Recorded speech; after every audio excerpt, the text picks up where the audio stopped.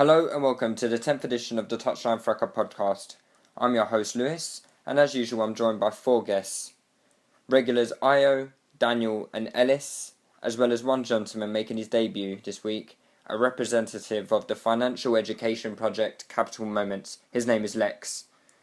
This week's topic is in light of Man City's 50 million fine from UEFA for breach of FFP regulations. We will be discussing the pros and cons of FFP, as well as finances in football on a broader scale. So let's jump straight to Lekz. Lekz, do you want to just explain what FFP is and how it came about? Well, FFP was initially introduced in September 2009 by the Financial Control Panel, and this was kind of put forward by Michel Platini, and the whole kind of project was to put forward to ensure that clubs, or European clubs in the nature, spend less and are not just put forward by financial doping. So if you look at clubs like Man City and formerly Chelsea, just getting a rich owner to come in and literally just finance all their spending so they can get an uncompetitive advantage over teams such as Arsenal, Man United, to fund their spending on revenue and typical income. And so far, what we've seen in like the past 2 or 3 years since it's been introduced, this is the first year we'd actually take into account clubs' revenue and costs for the past 3 years. We've seen Man City faced with a 15 million fine, and they're still investigating PSG to see whether they're also going to be sanctioned. So it's an interesting prospect to see how clubs are going to change their spending going forward, and seeing how UEFA are going to introduce further punishments. Yeah. Guys, do you have any thoughts around FFP? I know Daniel doesn't quite agree with it. I don't agree with FFP. No, the reason... Are you a Chelsea fan? I'm a Chelsea fan. But when I say I don't agree with financial fair play, it's not to do with my support for Chelsea at all. The reason why I don't agree with financial fair play, and I know a bit about financial fair play as well, when I heard about what I heard about it was that a lot of them got together and they realised that loads of money was coming into football through TV rights, through all of this, and they didn't like the fact that a lot of this money was getting spent on wages. And then what they wanted to do was bring in a control, so that obviously a wage budget, so like you couldn't just keep on giving, because wages was going out of control. So what they wanted to do was bring in a wage budget, but it was against EU law. So they needed to find out a new way to kind of affect wages, but kind of circumvent EU law. And so like financial fair play is almost like a glorified wage budget, because it puts a limit on how much you can spend. And in that way, because wage budget is one of I think there's 3 major places where they spend money, which is wages, player wages. Well, I can't remember the rest of the breakdown like that, but basically it affects wages. So that's why they brought it in. But one of the things I heard as well is, I think it was Uli Hoeneß from Bayern Munich. He was key in terms of setting up, and so was Roman Abramovich. And people might think, okay, we're bringing this in to stop the Manchester Cities. We're bringing this in to stop the Chelseas. But actually, it is true. But Roman Abramovich is one of those people that was really involved in bringing it in, because he kind of wanted to shut the door behind him and stop other, rich private investors coming in. And why I'm against it is because I like keeping that door open. I like the fact that Manchester City is coming after Chelsea. I like the fact that PSG, are like in terms of the Champions League, they've made it further. Because what I don't want to see is like the same group, even if it's Chelsea involved. I don't want to see the same group of top clubs, just at the top. I like new blood coming in. And football's always had private investment, and it's always had these people coming in and changing teams through money. So I wouldn't want that to stop, and that's why I'm against FFP. Is Daniel's assessment fair of Roman Abramovich maybe sort of creating this billionaire boys club, that sort of idea? I'm personally for it. The reason I'm for it is because I think the injection of cash into football is a good thing, because what have we seen with this injection of cash? For example, we're getting more competitiveness. For example, the Premiership is now added 2 teams. Like Chelsea have now become stronger. Man City have become stronger, when for quite a long time it was a duopoly of Manchester United and Arsenal dominating the leagues. Also, it's allowed better players to come into our league. For example, if we're talking about the Premier League, we've seen that. For example, Man City over the years have had guys like Silva, Carlos Tevez, Sergio Aguero, Yaya Toure, Navas, which previously would not have happened for a team like Man City, who were in essence a yo-yo club. Also, the more money into football, the better it is. We're getting more games on television. People from across the world are now able to view their favourite sport. Like if you look at other sports such as, let's say, for example, field hockey. If you're a field hockey fanatic from, I don't know, let's say Venezuela or something, you won't be able to see as many games because there's not that much demand for it. There's not much money injection pumped in. But luckily for us, for football, like I was in Nigeria 2 years ago, and everyone had a football shirt of Man City, saw a couple of Newcastle shirts, Palace, all types of shirts, because they're getting games and games on TV, which is a good thing. So I'm not against the injection of cash, because at the end of the day, football is a business. The more injection in cash, the more it thrives. So I think football is really thriving right now, and I think it increases competition, and that's what football is. Football's a sport, it's competition. Okay, Ellis, I mean, you support Liverpool. I mean, Liverpool, say 10 years ago, were probably the third best club in England. But I mean, I know it's hard to say, but in terms of, history, you had won the most league titles at the time. How did you feel when money sort of allowed Man City and Chelsea just to sort of leapfrog you in terms of who the biggest clubs in the Premier League were? Yeah, well I think when it comes to the money thing, and because at that time, before Man City were bought by who were they bought? Is it Abu Dhabi? Abu Dhabi. Yeah. They was gonna come and buy Liverpool. But what happened was that the owners of Liverpool at that time didn't want to leave. And there was a whole lot of nonsense. So obviously every Liverpool fan, myself included, was absolutely, like, we was over the moon at the news that, yeah, we're going to get a bit of sponsoring and we're going to get some money to push us to the next level again. So you can't really blame Chelsea or Man City, because the opportunity was there for them to be successful. Because in football, money begets success.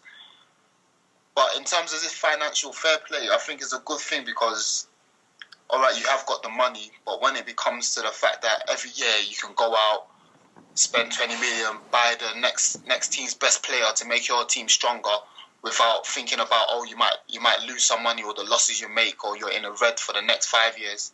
So I think in my personal opinion, I think what UEFA are trying to do is trying to balance it out. Okay, you can buy the best players, but you got to make sure that you're getting enough in to cover it, so it's not like you're cheating, in essence. So I'm in favor. I'm in favor of teams like getting billionaire owners. There's nothing wrong with that. Like I said, it's good for the game. You need more teams being dominant. Your PSGs, your Monacos, that's new money. You need that new money coming in. But at the same time, I think what UEFA are trying to combat against is that all these teams, you can't just go to, let's say you can't go to a Porto and buy Jackson Martinez, Mangala, just buy all their best players just because you want to get to the best, irrespective of the retrospective acting. Lewis, let me ask you this before, to get in there, because what you're saying is that you like the billionaires coming in, but you just want them to cover their backs in terms of the books, make sure it's kosher, as in so that they're not putting the club in harm's way, like we've seen with the Portsmouth and all of that type of stuff. So in that case, when Manchester City or PSG, they do these deals with, like, these companies where they get shirt sponsorships for like $1 billion, and that's fine with you, right? Because they're commercial deals, they come in, and it means that the club isn't at risk, which means you're fine with that, and that means they can go to Poro, they can buy all of the Mangalas they want, because the club is going to be fine, because commercially it's sound. Are you okay with that? Well, obviously at the same time, if I say I'm not fine with it, I'll be true, because I'm not even a Man City fan, so it don't bother me. But at the same time, that's like cheating, man. Why are you gonna go to? How is it cheating? I think it's cheating. Fam, you're going to your own brother and telling your brother, "Hey, give me £5, please." It's not cheating. It's a commercial thing. It's just like, obviously, with businesses, it's a business world. Football's a business, and with businesses, there are some businesses that have allegiances with other businesses, and they benefit from that. So strategical allegiance, that's not cheating. That's just strategic. No. Listen, That's like saying, you can't go to Fly Emirates. You can't be from Abu Dhabi, go to Fly Emirates, say, give me a deal. You just going. It's not like you see Man United. Man United have done a deal with Turkish Airlines. Yeah. There's no like correlation between Turkish Airlines and Man United. Why is that important? Yo, Ellis, you also got to remember this. Yeah, at the end of the day, these billionaires are businessmen. Yeah. Yeah, they're businessmen, so they're injecting cash because it's an investment. You got to remember this. Like, for example, when you first start up a company, the money you put in is going to be a lot of money because obviously you're buying. Say it was, I don't know, selling bloody meat pies. So you're gonna be buying the equipment. You're gonna have your staff. You're gonna be spending money on marketing, etc. It's gonna be that big injection of cash. Eventually, you want to get to a period where you don't have to inject that as much cash, which you've seen with Chelsea. Now Chelsea ain't trying to inject as much cash as before. So I think whereas Man City and PSG have first come in, they want to get to the top. They want to be, for example, like say I'm a meat pie seller. I want to compete with Nando's, the KFCs as well. I want to be up with the big boys. Same with Man City and Chelsea. So what they got to do is invest in their products. What is their investments? Players. So that's what they're pumping money into. And you got to forget that now because of the wealth in football being more evenly spread. Remember back before, for example, when I used to watch football, if you now want a top player from another Premier League club, you could go get them. But now, if you want a top player, you're going to have to pay the price now. Like, for example, we hear guys like William Carvalho. I'm not even sure how many Portuguese caps he's got. Marquinhos, he didn't even get picked for the Brazil squad this year, but he cost PSG a good 30 million euros. So, like, now, if you want a player, you have to pay the price. I think Ayo's definitely got a point. And you've also got a point in terms of as a product and as a business. But I think with regards to Chelsea, I think Chelsea's situation is very different because Roman Abramovich was a private investor coming in by himself, whereas Man City and PSG, these are the governments, Qatar and Abu Dhabi. They're not investing to get a return. They're investing to promote their countries to the broader global and there's nothing wrong with that. There's nothing wrong with that in terms of from their stance, but is it fair to the other clubs? Wait. What I want to say is this. Before we go on, I want to say is that, for instance, you've got Chelsea, based in London. Obviously, a lot of foreign players want to come to the capital. Obviously, there's more money in the capital, and that's a geographical location. Whereas you've got a club like maybe Oldham. Are we going to say, we need to make it more fair for Oldham because they're not based in the capital? Football, you can't make everything fair in football. Strategical alliances. If Manchester City have their owners have a strategical alliances, then that's just their thing. Definitely in terms of the strategical alliances, there's no kind of argument there. But it's where Man City and teams like PSG can continually accrue losses, and there's no repercussions. So, like for example, if Man United are in a bit of stress at the moment, because they're paying back debt every year. Yeah. So now they're missing out on European football. They're going to face constraints. They haven't got a big billionaire owner just to kind of give them money. So what? No. I hear what Lekz is saying, but what I've got to say is I think we look too negatively on the influx of cash. We say, with the Oldhams, with this, we're forgetting that now. For example, I can't remember the figure, but the money you get for getting promoted to Premiership is now higher than ever. Yeah, getting promoted to Premiership is now higher than ever. Yeah, but why is that? The Premier League is ranked as the most attractive league in the world. Why is that? Because we've got a lot of the world's top players because of the injection of money into football. And we forget for these Man Cities, these PSGs, we also get that. We also forget about the players themselves. The players are the employees in the industry. With these type of big influxes in cash, it's also increasing their pay. Whether people like or not think they get paid too much, they're still human beings. It's still beneficial for them. Also, the money is staying in football. In terms of transfer fees, the money is staying in football. As long as I think we need to curb third-party ownerships, whereas private consortiums are kind of taking money out of football. I think that's probably a bigger point. But as long as the money, for example, say I'm a PSG owner and I don't know, who's good? There's Patrick Roberts for Fulham. He's a good young kid. I want to go slap 2 million on him. People say it's unfair, but that 2 million is still going to Fulham Football Club for them to, allocate elsewhere. So it's not like these clubs are coming in and looting their resources. I think, to be honest, when it was football duopoly back in the days of Manchester United and Arsenal, I think it's probably worse then because for example, we got Michael Carrick for 14 million. People said there wasn't that much money. when you think about now, a player, say want to get Tottenham's equivalent of Michael Carrick then. Who is it now? I'll say it's probably like an Ericsson now. Do you think we're going to pay 40 million now? No, we're going to have to pay top money. So I think that is even more. That's more fair. And just naturally in football, one thing a lot of people say, which is I think really naive, they forget about the time, power, and money. As in terms of they're saying, oh look, the money's there was always private investment in football, but the money's changed. But you have to understand inflation. You have to understand the way football's changed as well. Right now, the English Premier League belongs to the world. The English Premier League didn't belong to the world 30 years ago. It was more of an English thing. So right now, like it's at the top level.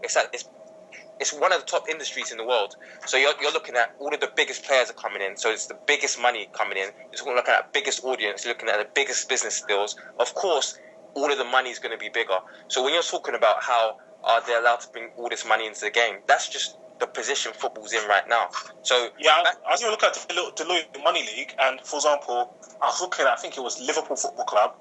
Liverpool are in the Champions League football for next season, but they haven't been there for a few years. Then I looked at Bayern Munich, who are higher up in the Deloitte Money League.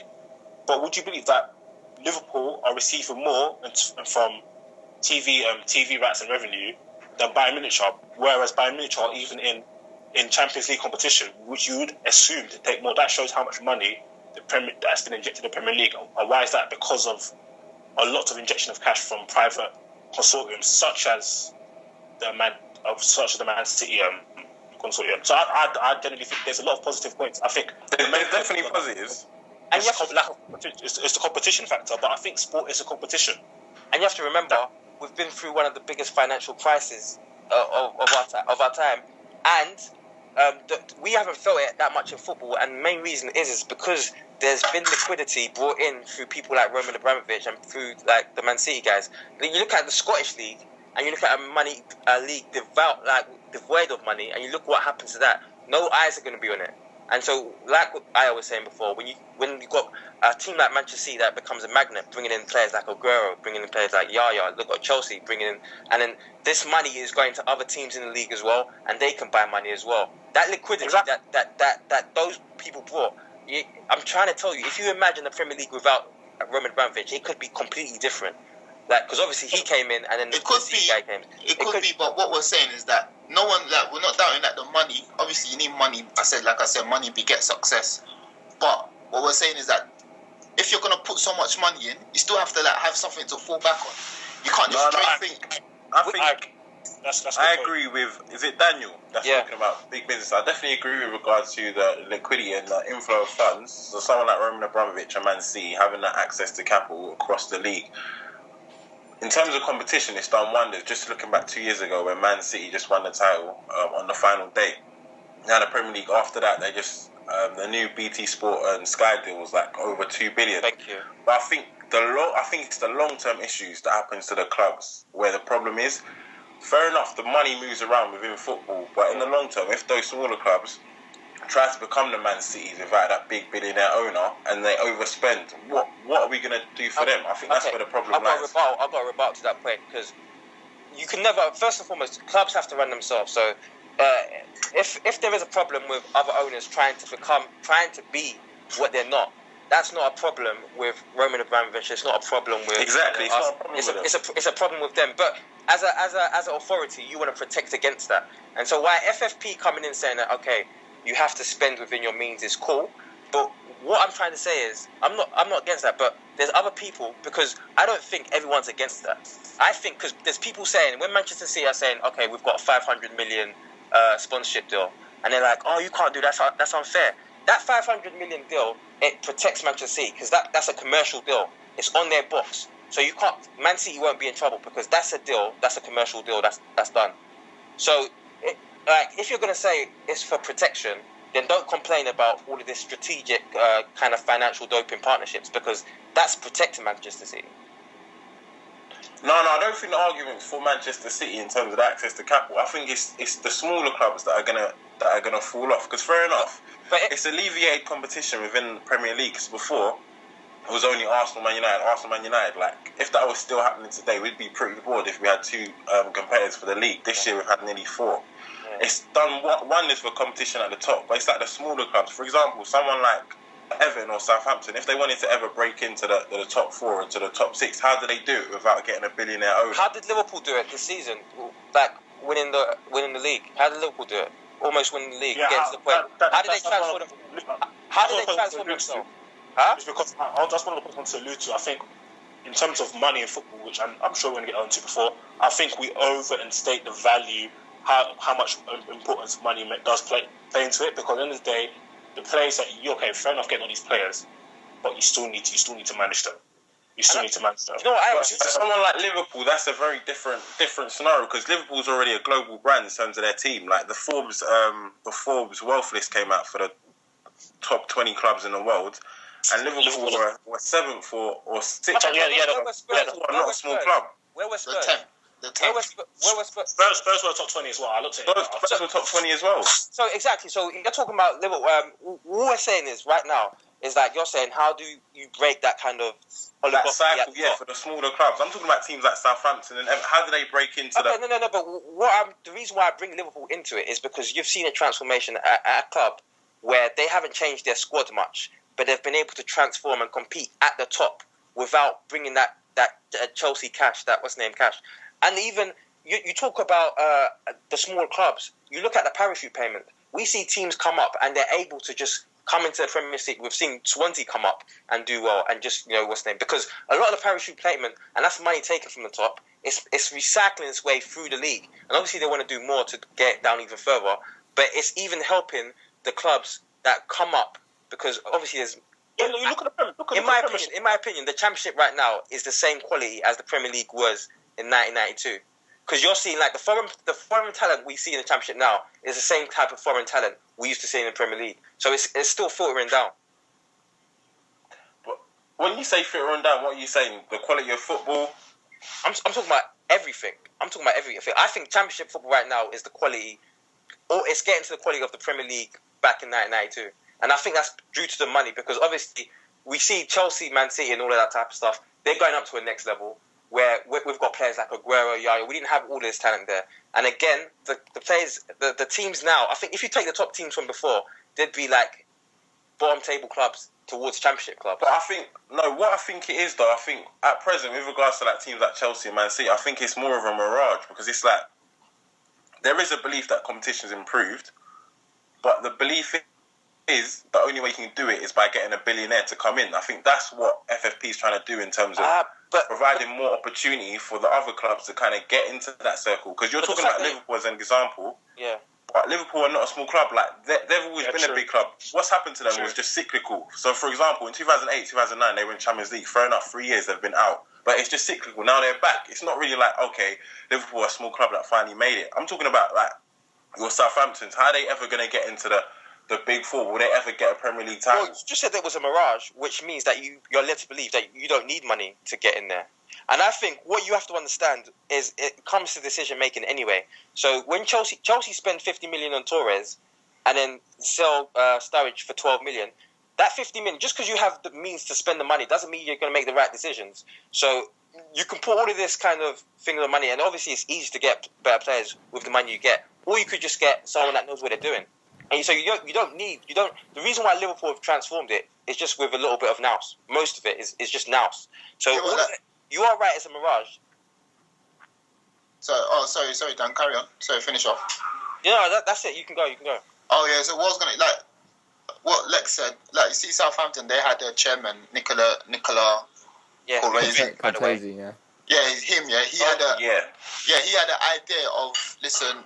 When people use their money, they don't have nothing to fall back on. They're going to use next year's money for this year to buy this year's players. So he was trying to get rid of all of that. So with Southampton, you can see that they've tried to bring players via the youth system and get the little players. And they've used, like what you said, Dan, they've used a bit of nous. But still, in the long run, it's still going to, they won't be able to. It's not enough, is it? Yeah, they're not going to be able to break in the top four in the next 5 years because in the next 5 years, the likes of Man United, the likes of Arsenal, Chelsea, Man City, Liverpool, they're going to still pull away because they just got so much money That you Can I can't catch them. ask you guys a question? Go on. Why is it such a bad thing that the smaller clubs can't catch the big clubs? Because I don't understand. No, but why? But people say it's not fair. Sport is not fair. For example, you've got the Americans, the Chinas with big resources that could train you and have the best Olympic athletes. That's just how sports is. Sports is a resource thing. I don't know. But I'll just say, like, this is like money doping. Your money, you're pumping money in that you didn't make. No. So what is that? Do you know Liverpool came into when Liverpool got sponsorship. Before there was no sponsorships on terms. Liverpool got sponsorship terms, and it was controversial. They're saying this is not from football. This is outside sponsorship and all that type of stuff. But now we accept sponsorship as money that you're making. I just don't understand your problem with you didn't make the money. Like, from football, the way football began, there's always been some guy from private. It used to be smaller. It used to be just a local guy made good with the biggest business coming in and putting the money he made in his business into football. I don't understand why you think it's something new. It's not something new at all. Not something new. No one's got, like, Blackburn done it with Jack Walker. Yeah, but even from the beginning of time, it's been the same story. A rich businessman coming to put money that he's made into a club. So what are you saying the problem is now? Because now that Liverpool's at the top level, or now that Liverpool, aren't the ones benefiting from it, is that what you're saying the problem is? No, it's not. That's not the problem. What I'm saying the problem is that these people are using their vast amount of resources. So you're saying it's vast? That's the problem. It's vast. It's not, but you have to understand. You have to look from, like, because you're talking from a Chelsea point of view. No, I'm not from a Chelsea point of view. You might not think. You might not think you are. I'm thinking it's not, because I would have the same thing. And one of the reasons why I want more billionaires to come in is because I want more competition, which isn't good for Chelsea. So I don't give a shit about what's going on with Chelsea. Yeah, same. I honestly do not. I'm a United fan. It's not even might. It's not even might.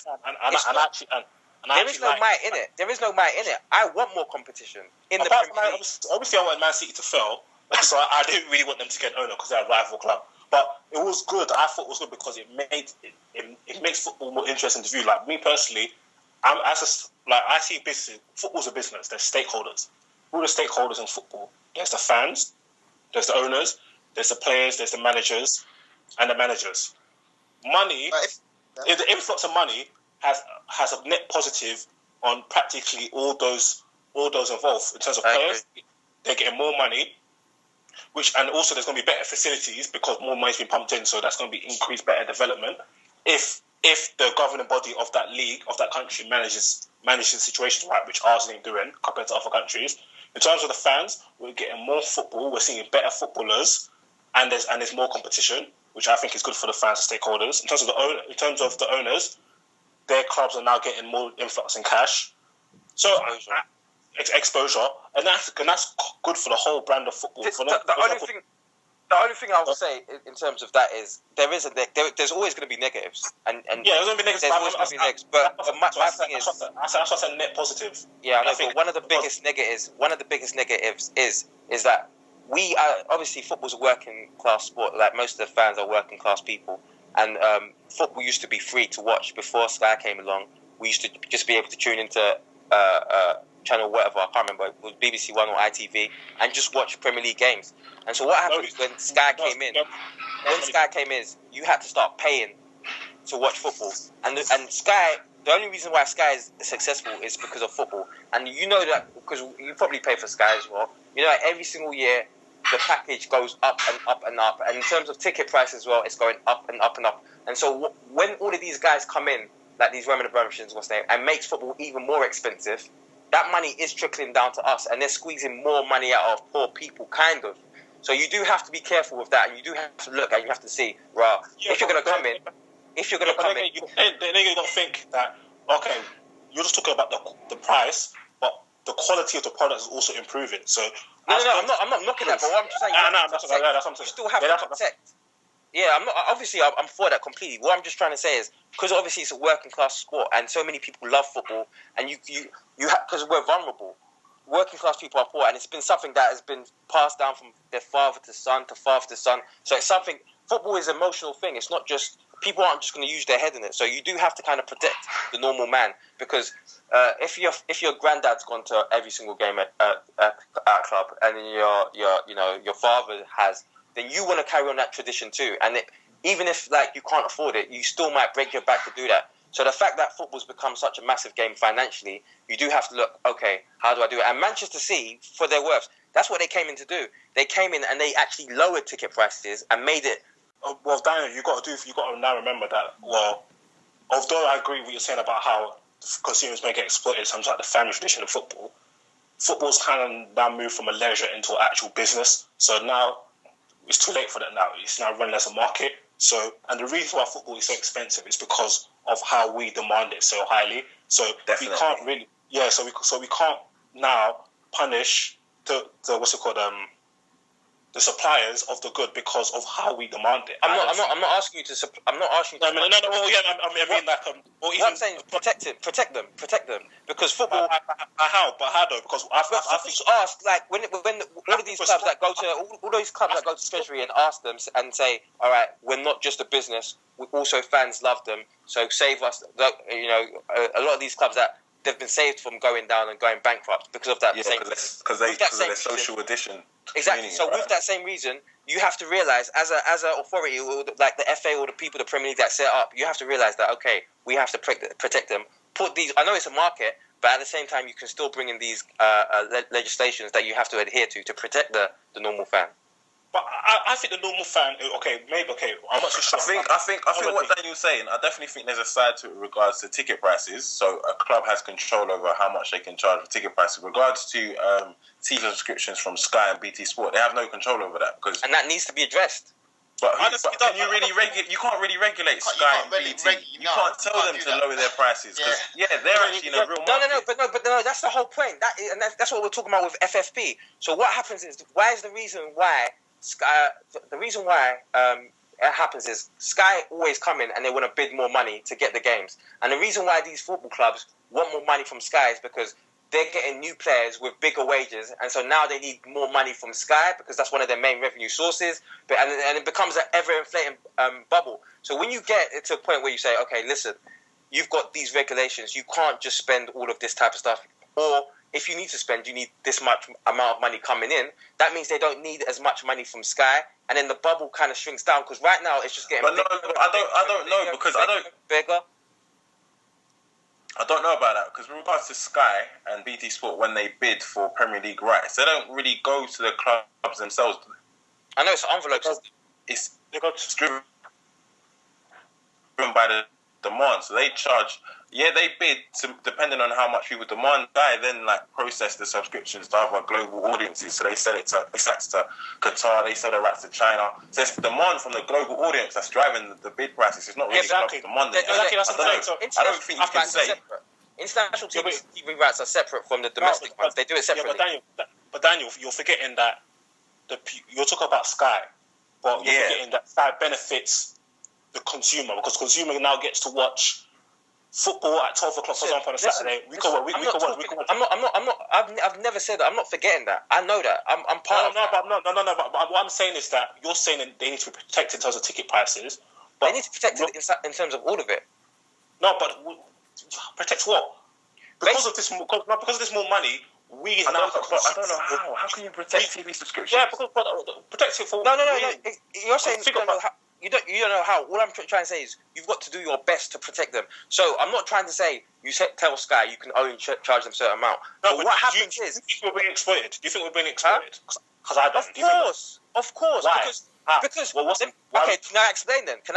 What I'm trying to say is we all love football. You know, that's what we talk every single day. Football. Football's so much to us. It's just like all of a sudden charging people. Before we used to watch TV and it was free. There was no Sky. We watch, and that's why, and everybody bought into football because of that. Everybody bought into games. You didn't get as many games. Okay, you said it was free. No, but you haven't let me finish because obviously people used to go to clubs. What I'm trying to say is we bought into football as something that was more free, and now everybody was hooked. It's like when you it's like giving a drug, just a vulnerable person some drugs for free, and then all of a sudden now they're addicted. Say right. Now you have to pay this much, and then next minute, now you have to pay more. Now you have to pay. It's like that loan shark system.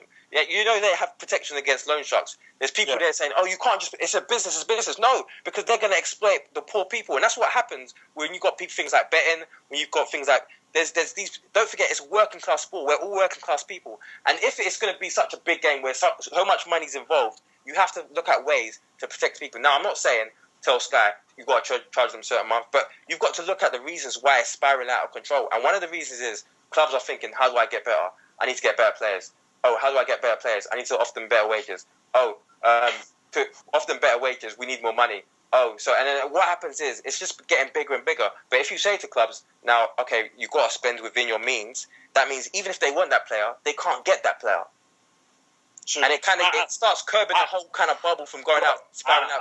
I agree with the spend within your means thing, but I generally don't agree with the fact that I don't feel we're getting that exposed. Because I think we are now, I've got league game in the morning, watch a 5:30 league game in the afternoon, then go watch a Hello? Yeah, you're here with us. Yeah, then go watch a Spanish game, or watch Italian game at 7 p.m. and watch a Spanish game at 9 p.m. Then the match a day at 10. That's 5-6 different games. Yeah, and that's all under my subscription. So we're getting a much better quality of service. For now, we've even got interactive. There's 3D. However, you can watch 2 games at once. I think we're getting there's Sky Sports News where for us fanatics we can watch on a daily basis. Which is also we're also forgetting this is creating jobs for people. Let me finish. We're also creating jobs. We're also creating jobs for people within the industry. I think the quality of service we're getting what we pay for. However, where I do feel we get exploited is with kit prices. Whereas clubs like my own club, we release a new kit every single season, and I think that is exploitation. Apart from like kit prices, also I think the main people that are getting exploited are the match goers themselves. Like every year they're paying so much money to go and sit down. That's where the clubs who are getting all these new billionaire owners coming in. That's where, like, for instance, if you see Man City, this is Man City that's going for the title. Yesterday, the stadium was like, there was a lot of change. So you have to why is there a lot of chairs? Like, it's not. But I think Man City Man City have one of the lowest prices. So I don't understand the credit. Where's the credit? I don't know. I think the Man City. Yeah, so go. I think the Man City situation was a bit exaggerated because there was empty seats, but a lot of them were in the Aston Villa section. The Aston Villa section. And it's a week game night, and obviously exactly. So that's the away fans. It's not the home. I don't understand Ellis's problem with Manchester City because Manchester City have actually come in and lowered the ticket prices. Yeah, so I don't understand. Yeah. No, my problem, I don't know, because like the things just escalated. My problem is my whole problem. I don't really have a problem with people buying clubs. That's not a problem. The problem we're having is people buying clubs and still pumping money, irrespective they're not getting no money back.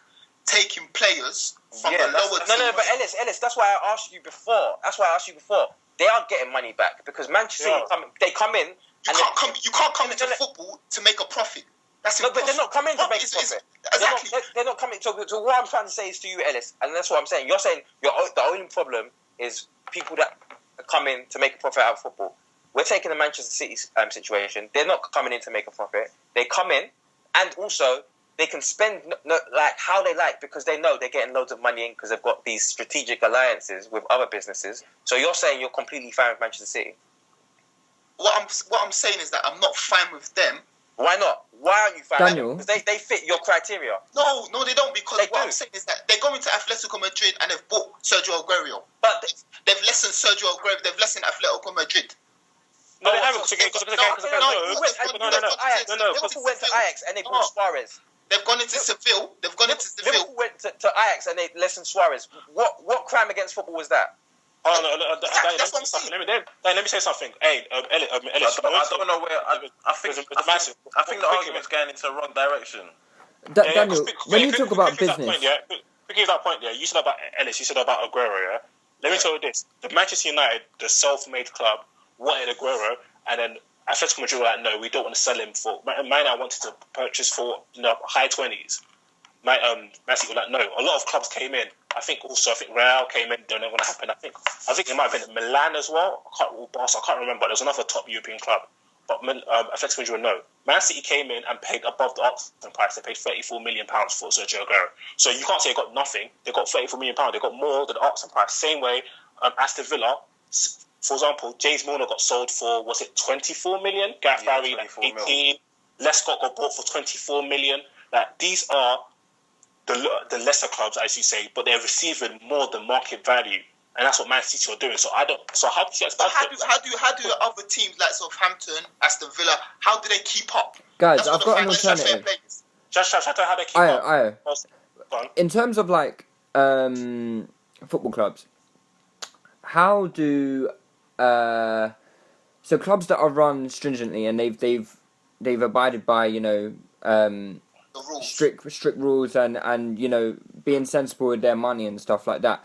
What I know you're going to say sport is not fair and stuff like that, but where does it get to the point where, when you're talking from a moral point of view, what does it say to other clubs who have, they run their clubs respectively, they do try and make a profit, they don't try to spend more than they can afford.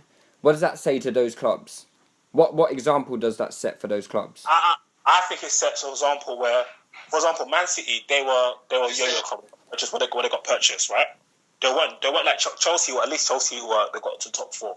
So I think as long as a club is well run, and but not all of these clubs are well run. No, I'm saying what the club can do is make sure they're well run, make sure they try and mobilise their fan base as much as possible, so it seems like they've got interest in the club. So basically, make themselves look investor worthy. So either, for example, maybe the next guy who has pot of cash, pot of gold to come and spend, will want to invest in that other club. Because and you guys are also not taking that indirectly. These other clubs are getting better. For example, how many?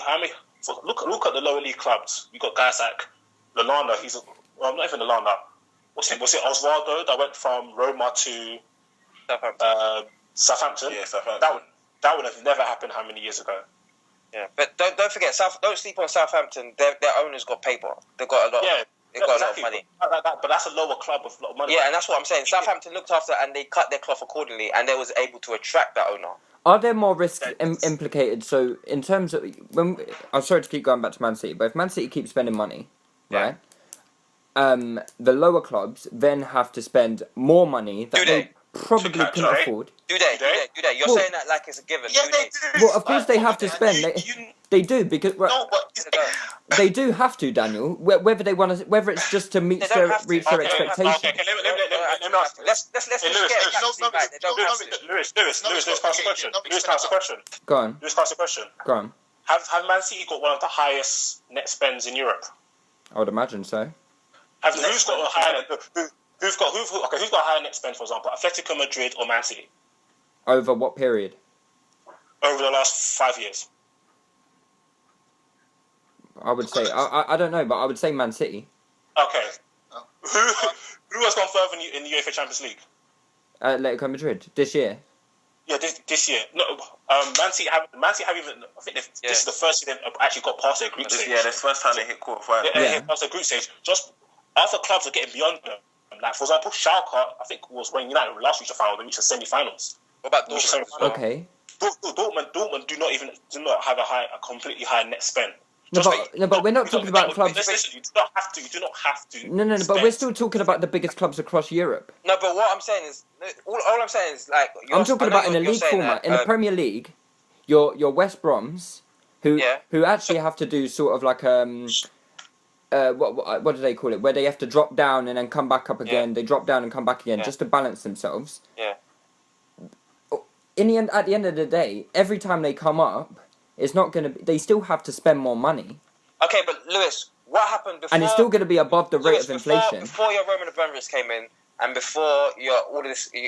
I think everyone's... Right now, let's be honest, what is under examination, what is on trial right now is the Roman Abramovich and the sheikhs of the Abu Dhabi guys of football. Before then, West Brom, we take it back 30 years ago, if West Brom was a well-run club, would they just progress up the league? No.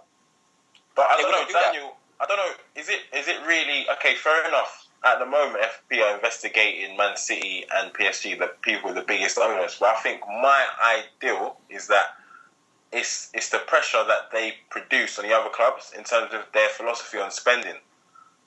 So because they've got so much money, it's like if you don't have a big owner, you need to spend large amounts of cash just to catch up to them. That. I think that's the problem. I don't think the problem is people like Abramovich coming in. It's just the pressure they create.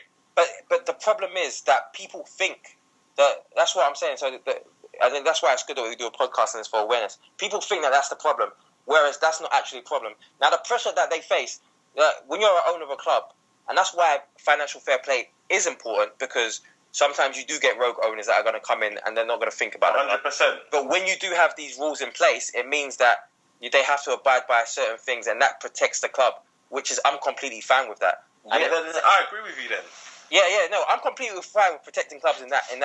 But at the same time, at the other end of the scale, when you're talking about your Manchester Cities, I don't like that people complain that they've got these strategic partnerships and that they can.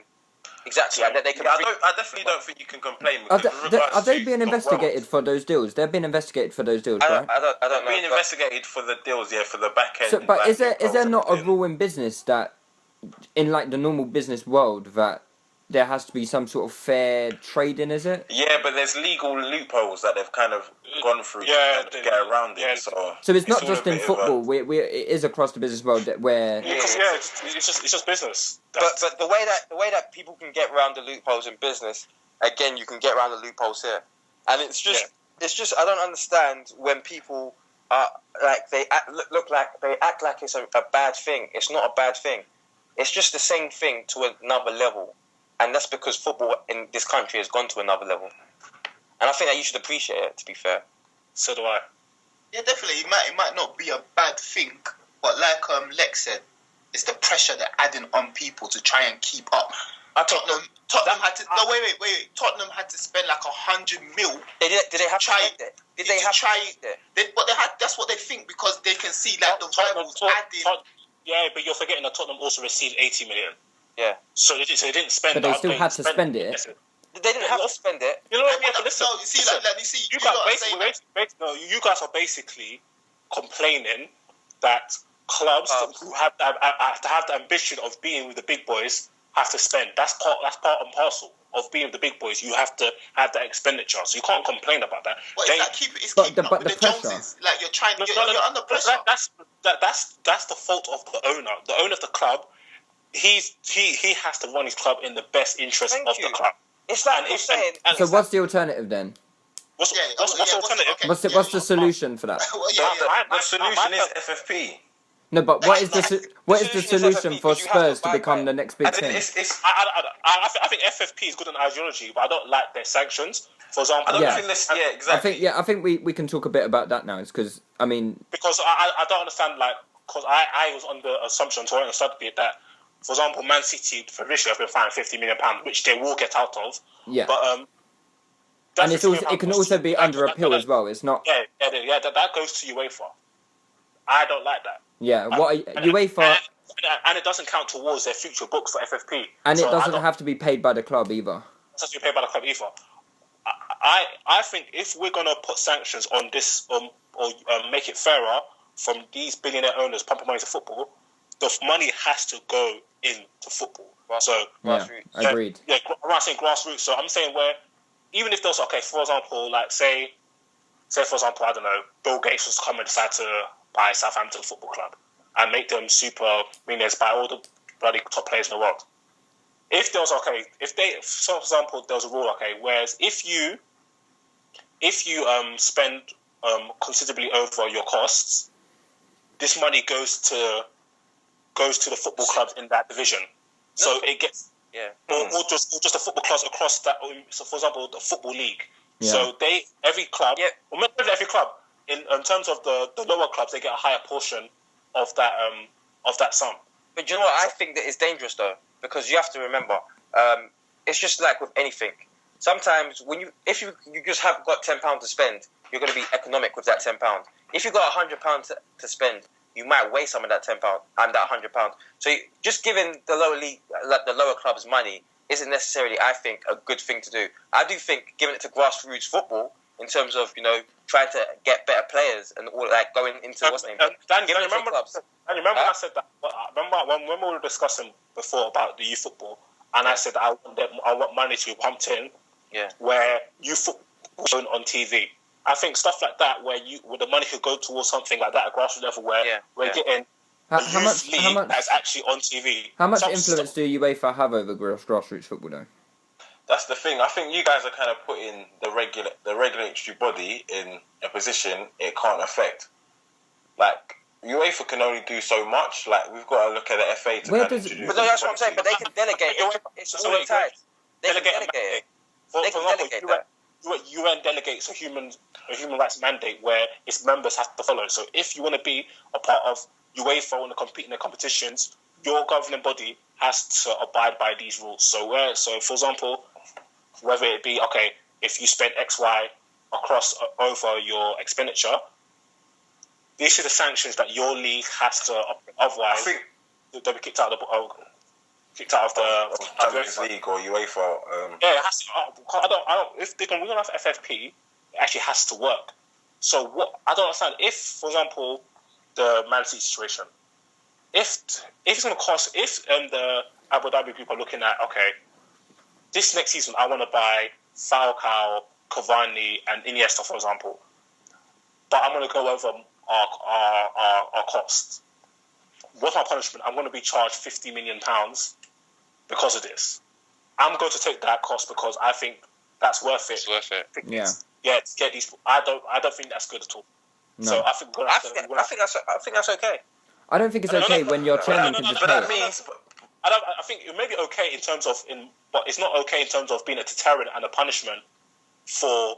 Yeah, that's exactly. It's not. And really what a happens strong- next time as well? Haven't they made the squad smaller also, as well as you still But have to... is that really a punishment as well? Yeah, but you still have to follow the quota. The quota, how many? 8. 8 young Yeah, 8 homegrown players. Yeah, where are they gonna find 8 homegrown players?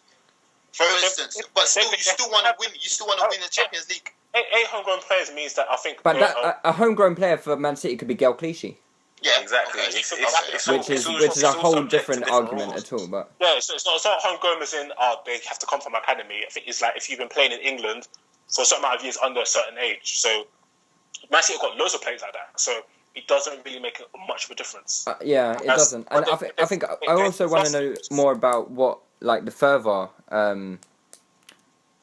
ramifications for breaking the law could be as well, because In terms of Premier League, I was looking up one recently. They're looking to introduce where you could be deducted points for breaking FFP. what UEFA? No. The Premier League have their own version. Oh, okay. Yeah. So it's been discussed. I think maybe in 2015. Right. I'll confirm that. Whereas if you break the rules, You get You points can- deducted. get some points. Hmm. Which is I definitely think that would be a strong enough measure to introduce. because league places.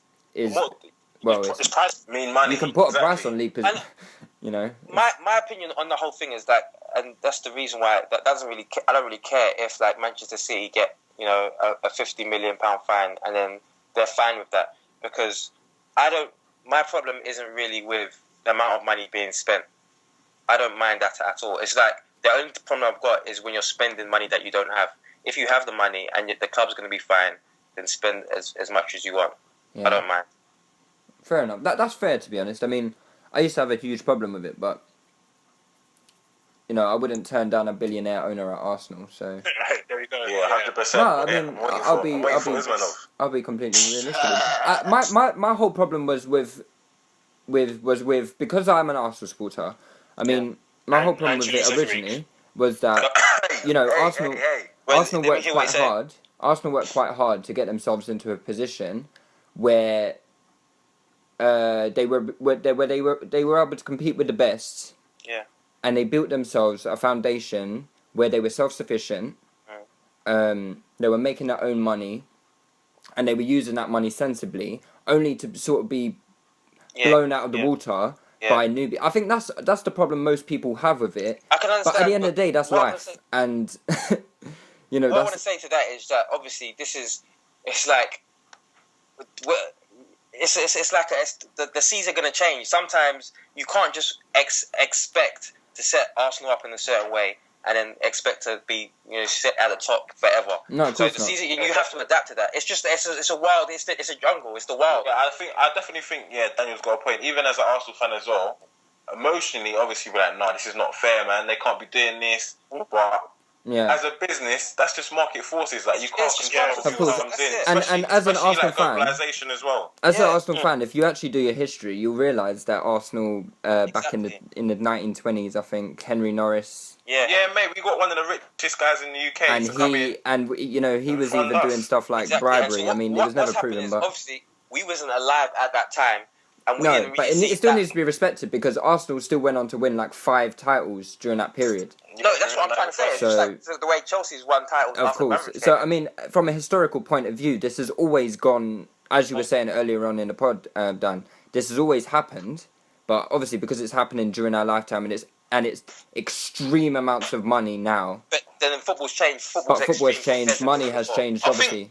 I think a lot of people, the problem, what the UEFA are trying to do, they're trying to make a balanced playing field. They just want people to have a chance. They want the smaller teams to try and get into the. They don't. They're closing it off. Don't you think? Think about the German league right now. Think about the amount of revenue Bayern Munich have got with FFP. It's going to be so much harder for everyone to catch them. It's making it harder. I think it does stink, because, especially as they've not really set out any. It seems as though they are making it up as they go along. Yeah, I mean- I think, that's the thing. They're making it as they go along. They're looking for. I think they're just looking for a payday out of these clubs. I think it's a lot of politics and there's a lot of I think okay. If you're not putting this amount of money into the game, we're gonna have to take a cut from it. Yeah, of course. And I think you have to look at previous cases. I don't really know the circumstances as to why Malaga got kicked out of European competition, but you sort of have to wonder why didn't that happen to Chelsea? Why didn't it happen to PSG? To Chelsea and PSG. Well, with FFP, Chelsea have followed it. The way that happened Not was, Chelsea, sorry, Man City and PSG. I think with Malaga, I think it's their owner. The owner didn't pay some taxes or something. The owner didn't pay something anyway. So was it different? It was a tax. It wasn't. Yeah, it was a different. It was a whole kettle of fish. Right, He didn't okay. pay something. Then. But I don't think there isn't like there isn't. There's nothing conclusive. There's no nothing concrete. conclusive. Yeah, there's nothing written down that says, right, if you do this, then you get this punishment. Yeah, there's no set in stone policies or regulations. It just kind of comes as they go along. Even with the City case, it kind of took them for a while during the investigation to decide what the punishment would be. Yeah. And it's still kind of ongoing with City's appeal and everything else. Yeah. Yeah, I agree. All right, guys, does anyone have anything else to add before we sort of move on to some listeners' questions? Yeah, UEFA should just. I wanted to swear, but I'm not going to swear. UEFA should just suck up, man. Flipping off, just let man play in it. Flip. I just don't think they like the way the English game has a lot of cash being injected to it. Yeah, Platini's burning. It's killing him. Yeah, Platini's not a big fan of the British clubs, is he? Fam, he's absolutely burning that. Like England are just dominating the team. And I just hate the idea that it might be a close shop now, and then other clubs, maybe like at Everton, who have potential to be a big club, it might stop them for a new guy coming in and bringing more competition to the Premier League, because that's what I'd like to see. Okay. Because people forget that Liverpool were looked at by the Abu Dhabi group, Man United were looked at by Abramovich. I think Spurs were looked at as well, weren't they? Yeah, Spurs were looked at. Well, no one cares about Spurs, it's Jazz Club. Yeah, so I think especially the way our game is developing, I think as long as clubs keep themselves run well with minimal liabilities, I think it's only a matter of time for more clubs. Even for example, FFP makes it harder. I think FFP makes it harder to kind of break into the top. But I think it's a good thing.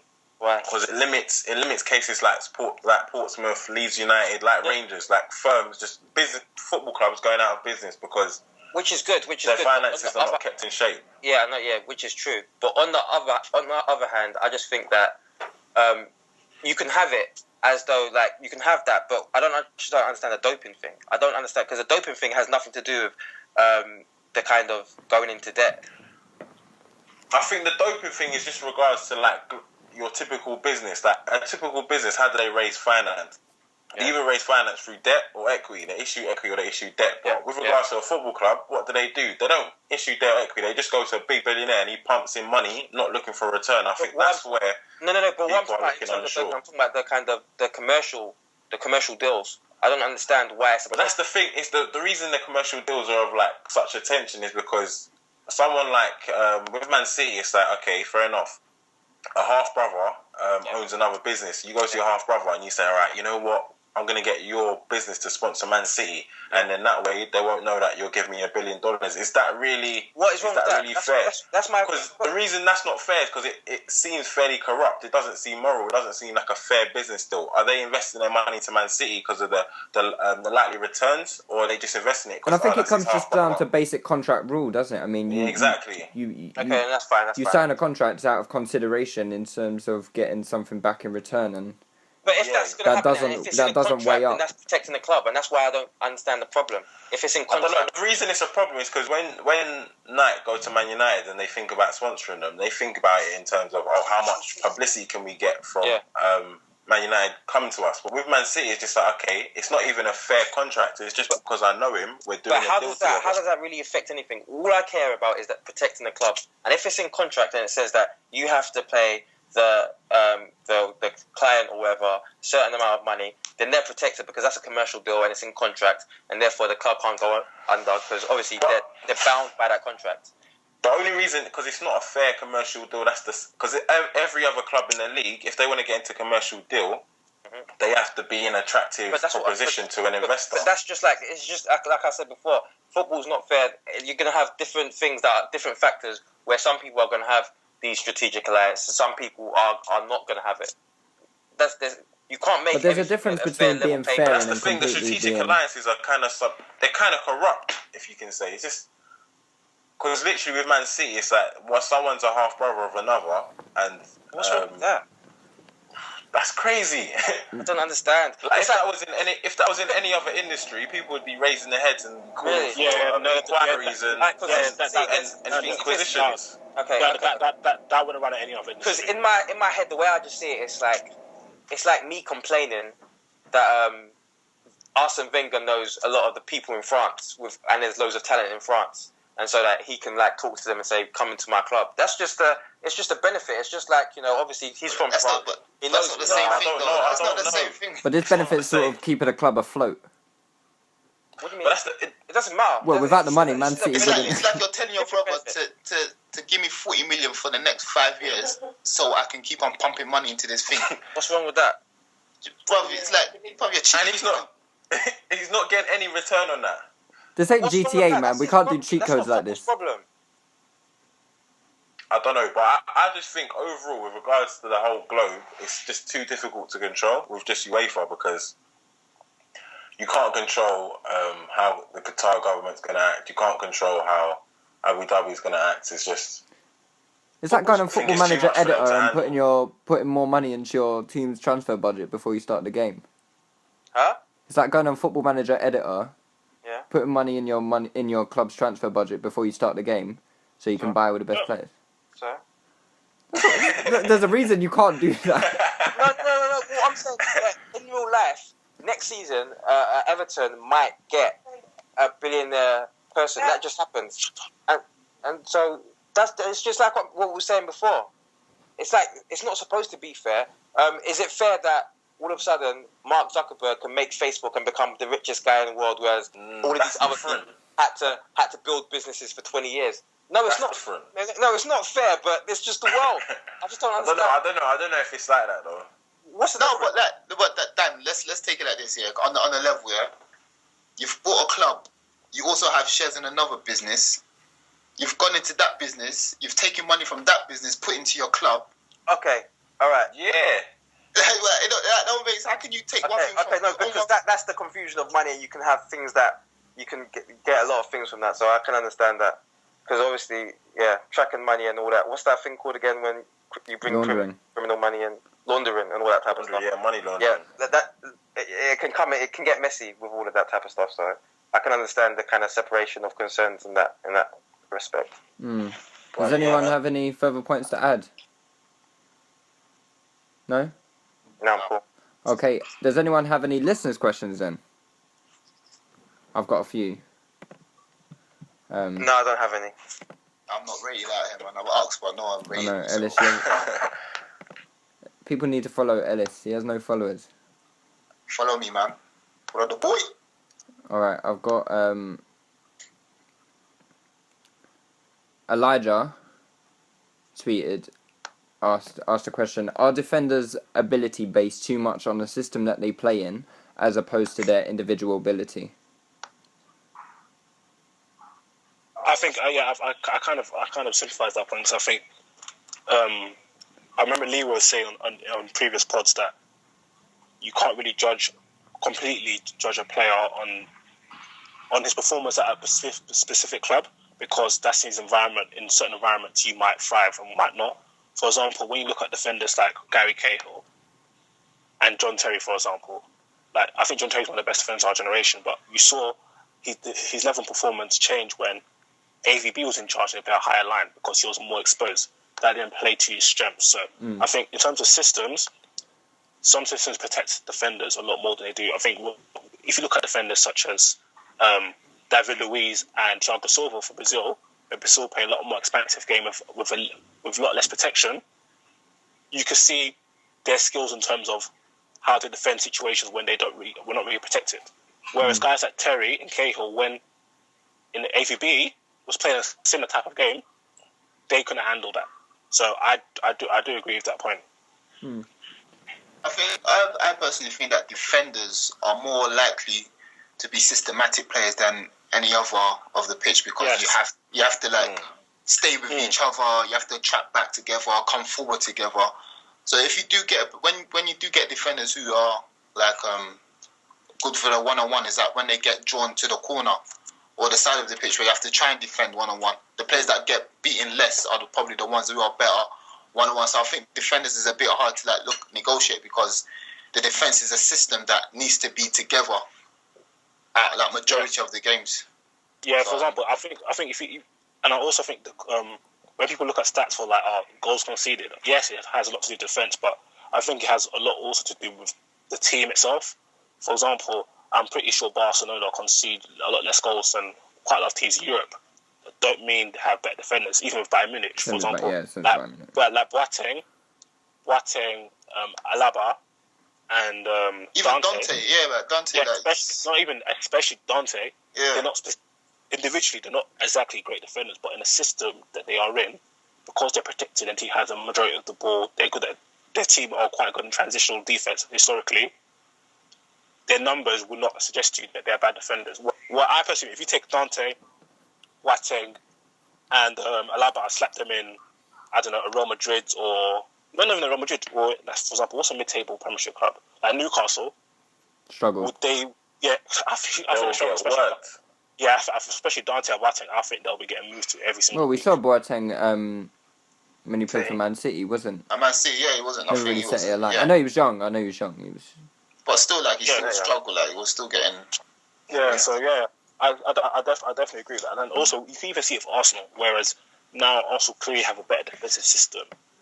Okay, you did get smacked a couple of times this year, but in general, relax. In general, you did get smacked. He's just saying facts. Yeah, well, season's over now. So. Five times to get clean sheet. Yeah. So exactly. Stuff like Chelsea doing the clean sheet award. Your defense, I think, your system has now improved. Whereas in previous years, for example, when you went to Old Trafford with a weakened team and you went gung ho, and then we scored 8 goals past you. You scored 6 past them this season. Oh yeah, true. And Man City did, and Liverpool scored 5. Maybe that's not a great point. All right, back to the systems. No, sorry, I just try to be cheeky. But in general, even when Arsenal played Bayern Munich, you could see that Bayern Munich struggled to break them down because their system is a lot better. Whereas Koscielny has been at Arsenal for 4 years, and he's looked better than ever in these recent years. I think that's coincided with the instruction of Steve Bold. So it's no surprise that with a better system, defenders are performing better. So I definitely do agree with that. What Ellis said. I think Arsenal have been as a football club, they've been historically not had great defenders. But then under Arsene Wenger, but when they go to a different team, they look like better defenders. So because Wenger made Senderos look terrible. And then as soon as Senderos left, I know he got a bit older and stuff, but he looked better. He looked better at Fulham, and even Silvestre. Silvestre was a decent defender at Man United. I know you guys may not have liked him, but he came to Man United. It was quality at first, and then unfortunately you stole him from us. Yeah, we stole him from you. After you saw Sylvester still Van Persie back. Can I quickly say something quickly about Sylvester? Just a funny story. Basically, Gerard Houllier and Ferguson was fighting for Sylvester. And Sylvester obviously is centre back and he wanted to play as centre back. But Gerard Houllier wanted him to play left back. And so Ferguson promised him, he said, all right, come to us, you can play centre back, you can play centre back. When he signed for United, he didn't play centre back, he played left back. Alex Ferguson's so fucking cheeky, it's unbelievable. That's a true story still. That's my boy, that's my boy Fergie. Okay. I've got another question from Shadia, who says, with Hodgson revealing his squad soon, who do you want personally to make the cut? And like, I guess she's talking about you know, not your bait. Ravel Morrison. Ravel Morrison, yeah. Ross Barkley. I think, but isn't Ross Barkley like certainly on the plane? Yeah, I don't know. He's a shooting and he's not at the same time. I don't know because England managers they do some. Yeah, I find that so not absurd. even England managers. Hodgson just seems like a tricky. Do Yeah, you know what it is? He's not really giving too much away. I've got a conspiracy theory with England. I don't even think Hodgson picks the squad. I think like I'll swear to you, like every manager, I just think it's the what's it called, chairman, someone upstairs that picks it, then tells Hodgson, yeah, go on, you're just a fiver. You don't think so? Trust me, bro. It's like I think if Lampard goes, it's an absolute travesty. no, but if you look at the last Euros and you saw the fact that he was playing cleverly, like Hodgson really believes in cleverly, he's a really fan of cleverly. So I think, and even if you saw with things like Sven picking Walker at 16, so I think it's clear that the managers do pick a squad. I don't really care. I don't really care, to be fair, about who gets picked because I don't believe in Hodgson anyway. Yeah, exactly. Yeah, I don't believe in him as a manager. I genuinely believe that we should. I think it'll be travesty if Giggs doesn't go. Kieran Gibbs doesn't go. Doesn't go or does go? Doesn't go. I think that'd be disgrace. Who? Sorry. Gibbs. Kieran Gibbs. He won't go. He won't go. Yeah, he's fit. He's Wenger said he's fit today. Wenger said he's fit. How long has he been fit? No, but you say that though. He's played like 40 games this season, like 40. Is he fit now? Is he fit now? No, he's fit. He's fit now. Now, like, can he sprint? He can sprint. Wenger did a conference today. Wenger talked to Jazz though. Do you think Wilshere should go walk up? I don't think Wilshere deserves to go to World Cup. No. I think. Do you think he should go? I think he should go. Yeah, I think he should go. Right, do you think he's merited it? I'm a talent guy. I always go on talent. I'll take it. Okay, no, but I'm the other guy. I know what you think. Do you think Wilshere, because obviously you tend to pick two per position. England are probably going to play 2 central midfielders. So do you think Wilshere has performed as a top 4 central English midfielders? No, he hasn't. I believe in Wilshere. But I think he should go. That's it. I'd take Wilshere because of his talent and I know what he can do. And as a manager, I believe that I believe that I can put him in a situation where he can perform. I'll take Wilshere. I think it's a no-brainer. You see in football, something like Wilshere, I think, like, with Wilshere, he's clearly talented, but if the system doesn't suit his talent, it's not going to show. Huh? Is it? So you think? Who? I'm winding up now. Now, obviously, he's a talented lad. He can play football, but if Hodgson is not going to play to his strengths, I don't think he's got. Because with Hodgson, he sits back. That's all. He just sits back. Yeah, this is what I was saying before, Ellis. I think Hodgson should just pick his team and do what he thinks is right. I don't really care who he picks. Obviously, he's got to live and die by his decisions. But he's got to pick the best team for his system, and because he's going to live and die by his decisions. That's all right. I don't really care who he picks. Fair enough.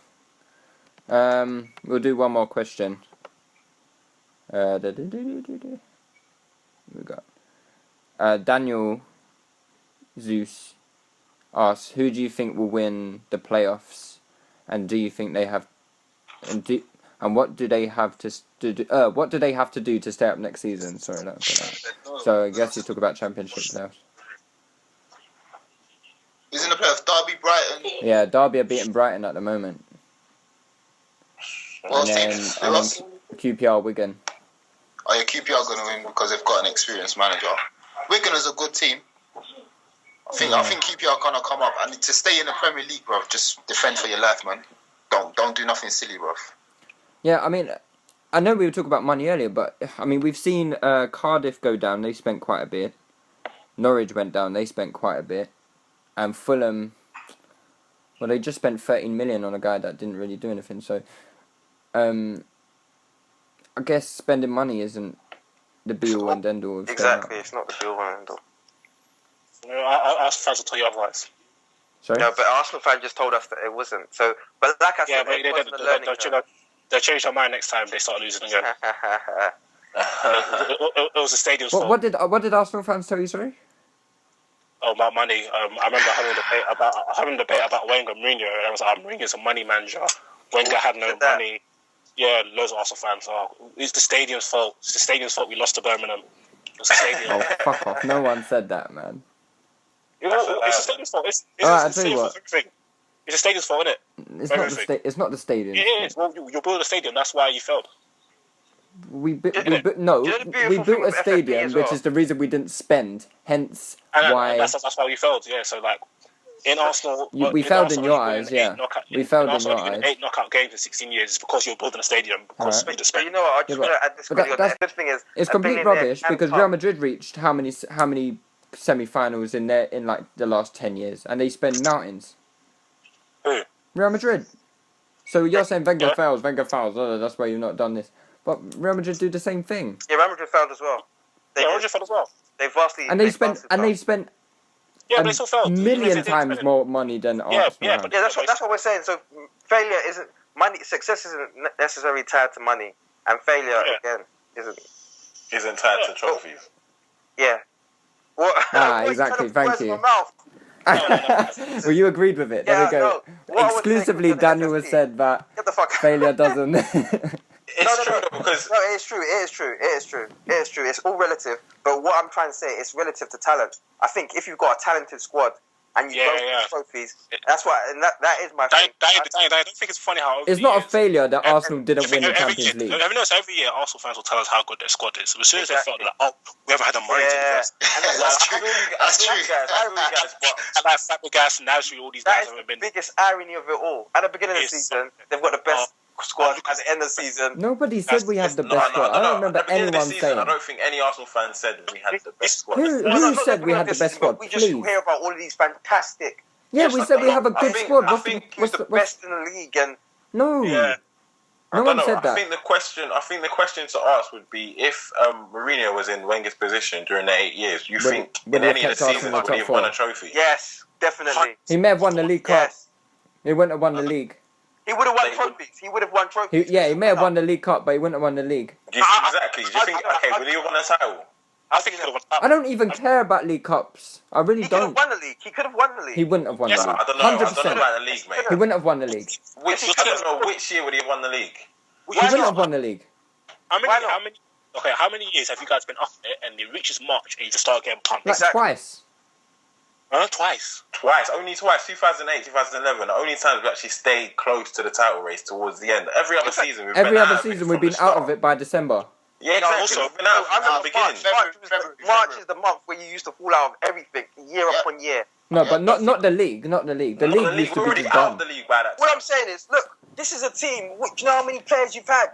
You've seen Cesc go. You've seen Nasri go. You've seen Van Persie go. You've seen It doesn't matter. It doesn't matter. You're talking about a team. You're talking about players. We never had the squad to win leagues. We never had the squad to win leagues. Squad's complete. Okay, so Liverpool. Our squad has never ever been complete. Oh, so what about Liverpool's squad? Liverpool squad aren't complete. Atletico Madrid squad. But you guys are talking about Liverpool like they've won a trophy. Liverpool haven't won a trophy. No, They've done the same thing we've done. Where were Liverpool last season and where are Liverpool now? Yeah, and Liverpool were an abject failure last season. Exactly. No, there wasn't an abject failure because they were. The season under Hodgson, they finished 7th. Rodgers started. Everyone was optimistic for Liverpool. Liverpool have been an abject failure for 20 years. An abject failure. For how long? How long, Lewis?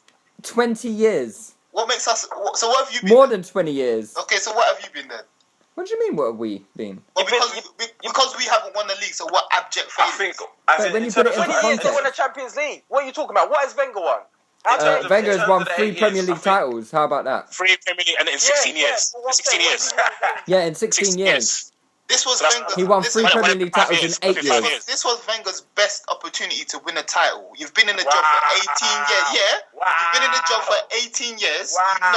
You know. Ferguson's gone. Ferguson's gone. Mourinho's just got into a new team. You guys are exaggerating.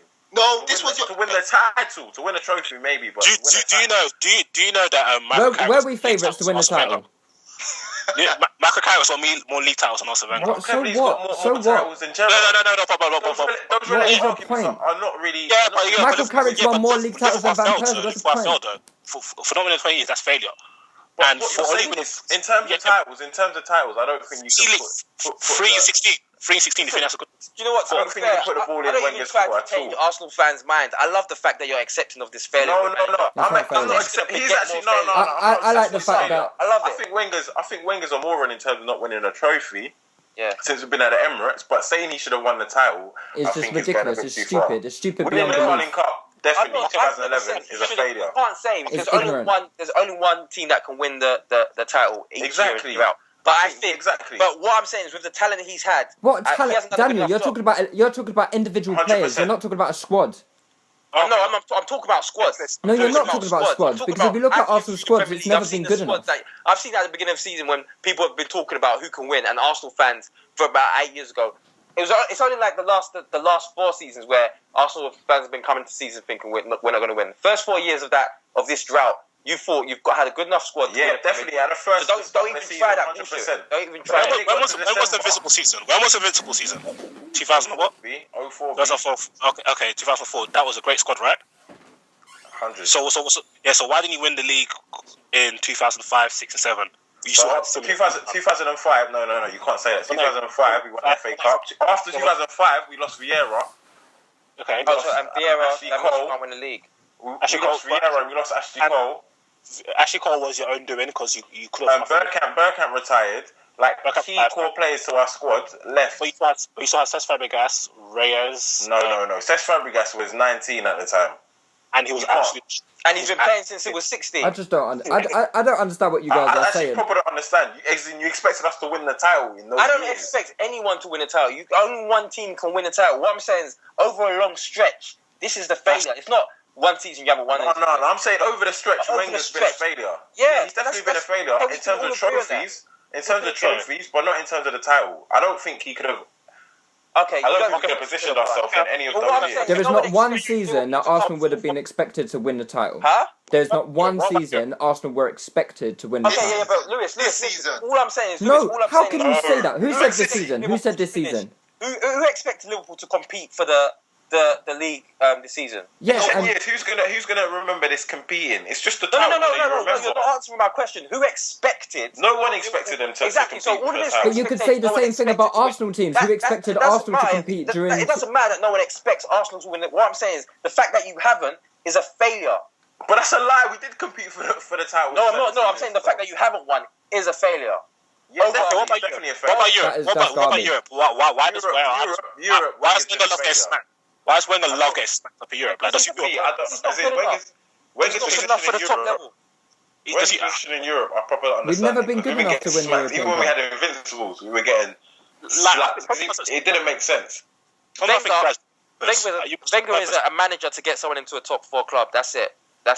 He's not good enough for like real success. Yeah, because that in makes my sense because opinion. he's never won titles before. Yeah, I don't know, that makes sense. Daniel. I don't makes think you sense. can say that. That makes parameters have perfect changed. sense. The Daniel, I parameters don't have think you can changed. say that. When I don't think you can say that. Exactly. How many years has Wenger been a manager for? He couldn't have. How many years has Wenger been a manager at Arsenal for? 1996, so for 18 years. And you've played 16 years of European football, right? Yeah, 17 And actually, 17. Do you think 8 knockout wins in 16 years? Let me say it again: 8 knockout wins in 16 years. Yeah. Yeah, that's average of 1 knockout win per every 2 years. Is good enough for a manager, because I know for a fact that will not happen under. That's not good enough in Europe. But Yeah, a manager that goes for a whole season unbeaten, you can't call that guy a failure. Oh no, but that was in 2004. This is It now. doesn't But matter. that's on his CV.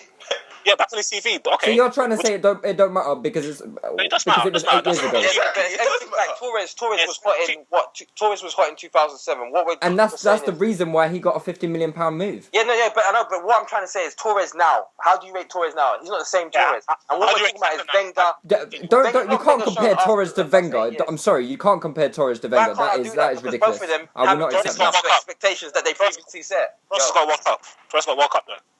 What? I'm nearly finished. Torres has got World Cup and the Champions League. Anyway, he was my part of argument is And the that Premier League. my argument is that Wenger. Torres would have this had a was- Premier League this season if Chelsea had won it. It doesn't mean he would have deserved to win it. This was Wenger's best season to compete I think fully that's up the until May. big. Okay, compete. You changed it. Up until May. Yeah, but even still, bruv, you still should have at least won it because this season No, nobody was. I think you But can't the fact say that that, man. I Liverpool, don't think you can say that, man. the fact that Liverpool's up there. I want to know why Arsenal gets smacked every week in Europe. I do not understand. Like, is Wenger the same? What are you talking Like, about? I Get don't. smacked in Europe? What are you talking about? No, The last 2 years, we went out on away goals and by one goal to Bayern Munich. Okay, you get smacked out early. We don't get Okay, smacked up. What are you talking how about come smacked the up? question What- should be why is 5 years in a row, you haven't passed the second rounds. 5 years in a row. And name the teams we played 5 years in a row. I guarantee you, we played the winners in I think 3 of them, three of the 5. if you want to be the best, you got to beat the best. Yeah, but we were never the best. Wow. You got to beat the You best. can't expect to go and beat Barcelona. You can't expect to go and beat Bayern Munich. Definitely, that's true. But then again, you got to say that. Why did we face those teams in the first Yeah, place? yeah, that's fair enough. That's fair The enough group because we stages, we weren't failed good in our enough. group. You're playing against Maccabees, No, but no. We've never played an Israeli team, so. We've never played Maccabi Haifa. And listen, and a couple of them years, we actually finished top of our group, and we still faced some big teams. Chelsea faced big teams on to win the Champions League. Okay, Liverpool and faced you've big had teams on to win billions. the Well Champions done. League. What kind of excuse are you making? I just really don't understand. You face big teams in the Champions League. Big wow. The excuse I'm making is unreal. But you had money. You had money to build a squad to do that. Liverpool under Joe. Money again. What do you mean? Oh God, money again? Like you're saying, like money doesn't play a part in this. What was you just saying? Would before Chelsea about even teams be going here down? without the money? No, they wouldn't. So of course money plays its part. Okay, then how come Liverpool? It's like- How come Liverpool won the Champions League with Bishkan, Yeah. Lewis Goss? How come Dortmund got further than you? We got to the Champions League final as well. But you Don't guys forget are that. talking unreal though, because we've been to the final before. You're saying Yeah, Dortmund, how come Dortmund did this? Being to the final is good. Being to the final is good, but I'm saying one final in how long? And you don't really usually get to the One end. final ever, right? It's one final in What their do you think history. about winning? Obviously, winning Champions League is hard, but I'm saying you've had poor performance in the Champions League over the 18 years. What I'm trying to say is Wenger's not good enough in terms of the top brass of manager. I don't think. Okay. So you're saying you don't think Wenger's at a top. And you're class entitled to your manager? opinion. I just don't think Yeah, it's top 100%. level. Yeah, I think if you're a team that needs to keep things like the top way, he's just not a winner. He's not a winner. That's the problem. He's But not I don't know, outright. Daniel. What you need to understand is, I think in the past 8 years, the objectives were very different to how they might be in the near future. So in the Daniel past 8 understands years, that, Lex. our objective wasn't to win the Champions League every year, Which is a to do problem. that. Which It is a was problem. to compete. It definitely was Which is a a problem. problem. But we had Which is a problem. we had How to do you go balance into that something with the not trying to constraints win we were something? under. How do you go into something not trying to win something? You're Arsenal Football Club. Who So said you're he acting wouldn't like, try to win it? How can you say he doesn't try to win it? But you just There's said a your difference objective between is- trying and expecting. I didn't say that. You did say that. You said Okay. how can you go into a The competition objective not wasn't trying to win it? Of course he spend tries all to our win money it. on just attempting Arsenal- our sole objective to Yeah, win Arsenal don't try to the win Champions League. Champions League. They don't try to because it don't look like it. The way you What guys are win you Champions talking about? Are you trying to say the players don't try? No, League. Well, don't look like this, right? So when it Oh, gets- come on man, now. you Let's guys stop are this now. being Let's stop unreal, this now. man. Let's stop this now. The players It's getting embarrassing. Let's stop We've it got now. teams in us. I don't think it's that they don't try. It's getting embarrassing now. Let's stop it now. Because you guys are just embarrassing yourself. Bro, don't worry. When This we is win that this is FA going Cup, on the yeah? podcast, Hey, by the way. I just want to let you know this is going on the podcast. People are gonna hear the silly stuff you lot are saying. How did you lose 4-0 to Milan? Just saying that. How do you lose 4-0 to Milan? Sorry. How do you lose 4-0 to Milan? What? How do you go? How did against we these clubs? beat Milan 3-0? And did you go through? No.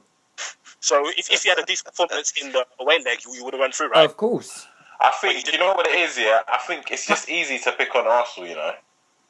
It is. Because you guys- And that's because that's you're getting failures. But in 10 years it will change. It's just football. It's cyclical, man. Don't worry. Oh, you guys all got the best youngsters coming through. Lupoli, Arturo Lupoli. Where is he? Now levels. Where is Arturo Lupoli? Van Marina. Oh my God, trust me, we gotta come up. Blah blah blah. We got the best players. Oh, we got the best player, Van Persie. Oh, that's Nasri. He's the best. And then Yeah, and they were the best. Yeah, but what I'm saying though, when Arsenal get a couple more players in it, they'll do a thing still. But Exactly. I think, We're going to be a problem. Listen but to I Ellis, think, no, I think Wenger's problem, man, in Europe, bro, he's too reactive. Man sits down too much, bro. Oh, can't see come him- you on, can't- Ellis, man. I can't have this. This is a Sunday League debate. Come on, man, in Europe, in Europe. let's Did you analyze say he's too reactive because he sits down too much? Yeah, man, bro, you're in Europe, bro. Sorry, so he should be like Tim Sherwood and throw his gilet on the floor and he'll be a proactive manager. Listen, No. In terms of changing the team. Okay, let's go through every time you're knocked out in the rounds. Yeah, okay, let's go for the recent one. You played Bayern Munich. Okay, fair enough. You're doing well. Also, Mr. Penalty. Okay, sorry. Okay, you went goal down. Okay, that mistake from was it Chesney? Mistake for Chesney. Okay, you're 2-0 down. Wasn't it? What mistake for Chesney? What are you talking about? it was a mistake. It was a mistake. Man came out diving with his leg up. Oh, come on. Well, it's not. So, give away a penalty. It's not a mistake. Is that what you're trying to say? On the podcast, go on, tell me. I thought it was a defensive mistake. That wasn't a Chesney mistake. That was a Monreal mistake. No, it was For playing Robin on side. Monreal and Chelsea mistake because Chelsea gave away the penalty. Oh, for God's sake. It was on the 6-yard line. Jesus Christ. He had to come out and make himself big. And then he should have stood. Why did he dive in? What? The Robin took it around him. How tall Okay, so he should have just stood there and let Robin take it round him. So he anticipated it wrong because Robin was also going to get there first. So he made a mistake. You guys are talking about Wait. Anyway, it's not Chesney's fault. What decides big games is like individual and small. Okay, the away game, yeah, you're 2-0 down, yeah. We're 2-0 down in the away game, yeah. Yeah. How many chances did you create in the away game? How many chances did you create in the away game to go through? You're 2-0 down. We didn't. No. Ask the question. Sorry, how many chances did you expect us to make against Bayern Munich? No, it's not about expecting. I'm asking you, how many chances did you create? Tell me, please. I don't know. We didn't create a fair amount still. So do you think he got the tactics right for that away game? I think you have to be in it to win it. I don't know exactly. You have to have a balance as well because you can't just go gun ho and then we get hit on the break and then we're down 3-0 on aggregate. I'm asking you a question. I said it. We didn't create a fair amount.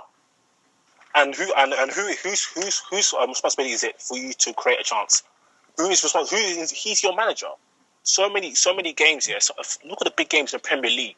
You're going away to Chelsea and you're 4-0 down in like how many minutes? Okay, that was this season, yeah. I don't know, man. You guys, I don't know. This season has definitely put us in a harsh light in terms of big games. Just 4-0 to Man United in the FA Cup one time. You got smacked 8-2 by us. Come on, that's that game. Show me how stupid Wenger really is. What are you talking about? Wenger was stupid in that game, but you got to look at the quality players that we had on the field. Yeah, exactly. So why are you? We had dead players on the field. So why are you coming to attack Manchester United? You're away from home. You're coming to attack us with your makeshift team. You played a high line. You were exposed. You played an open game. Does that make sense? Fine, fair enough. He made mistakes. You're going on like Ferguson didn't make mistakes. I don't know. Ayo, you got to realize as well. Yeah, I think Wenger said a very key point recently. He said, in terms of philosophy and how your team structures itself, you got to play the best you can with the players you've got. So, for example, when Brendan Rodgers was complaining and people were saying, "Oh, why didn't he just shut up shop?" It's because like the players we had at that time, we didn't have great defenders. Even if we wanted to play in that structure, defensively, we wouldn't have been able to do well because the players we didn't have any players to be able to perfect that system. That 8-2 was probably United's. I think that's probably our highest result that season. So I think our 7-1 was the season before. So I'm pretty sure other teams who have worse teams than Arsenal come to Old Trafford and they do not get piped 8-2. Yeah, but they don't have the attacking players that we do. They don't play the same structure or system. So you're telling me because you have attacking players, you cannot play conservative. Of course you can do it. Of course you can do it. Why did he do it? Because Wenger wants to win football games. Okay, you think Norwich goes to Old Trafford to win? No, exactly. They'll get slumped too. Okay, so did Man City not go to Chelsea not go to Man City to win? No, we're talking about Arsenal here, yeah? We're talking about Arsenal compared to other people. I cannot believe you're trying to justify the fact that the guy came with guys like Traoré and Jenkinson and Drew at the back and played an expansive open game against Manchester United. What I'm trying to say is if he came and they played defensively, if we played defensively, we still probably would have got beaten. I don't mind because Wenger's gone to Old Trafford and won the league title, so I don't mind. You feel me? Also... Okay. So why didn't Man United come out that time? Why didn't Ferguson come out and try and win the game? It doesn't matter because Ferguson has won the title in the club, so it's cool. Wenger sold Van Persie. I really don't mind. I actually like him. That's fine. We got Has Sylvester. Wenger signed a new contract yet? I hope he does. 10 years. He's waiting. Yeah, for real. We need that contract inside. I heard this guy in Monaco, bro. Monaco won the No, You guys are on banner. No, Zidane's going to go to Monaco, you know. I heard this guy in Bordeaux. Zidane's going Bordeaux. No, apparently they've put on both on the table. Like, he can go Bordeaux or Monaco. He's considering his options. For real. Yeah. Wenger is not going. Wenger is staying. Wenger said he's staying. Wenger's going Monaco, bro. They're building everything. How much do you want to bet? No, he's not going Monaco, man. Ellis, how much do you want to bet? If Wenger doesn't go to Monaco, we're coming for you, man. Yeah? Okay. You're coming for who? When we FA Cup? No. I'm saying Ellis. You're saying that Wenger's going to Monaco, or Yeah. Okay. Yeah. Oh, you're coming for Ellis. Yeah. No, I'm just trying to say. I don't think it's going to happen. I think he's going to stay. Yeah, and I know because if Wenger's there, that's guaranteed 4 points minimum every year. So, you're taking. Man. I just guaranteed 4 points. You just know how to defend against them. You know what they're going to do. Pass, sideways. You just hit them with counter attack. Easy stuff. Everybody knows, bruv. I hope Arsenal buy Remy. Remy's the guy, fam. For Arsenal. They get better. You guys are a banner, you know. Remy's third. Where you guys finish? Where's Man United finishing this year? Sorry. That's it. Sorry. What did you say? 7th. Where did Man United finish last season? And when did Cool. Listen, that's a mad Wait, percent. Daniel, you see if Mourinho has a third trophyless season, yeah? Does that mean he has to walk? Exactly, mate. It's bans for you guys. No. If Mourinho has a third trophy this season, that's a complete failure. It is. Yeah, it is. That's for it. There's I certain remember people last that year. failure and that it's comfortable for them, and there's certain people that it's not comfortable. Like Wenger, I see him, it's comfortable for him, man. Yeah, it's comfortable to spend billions and not win anything.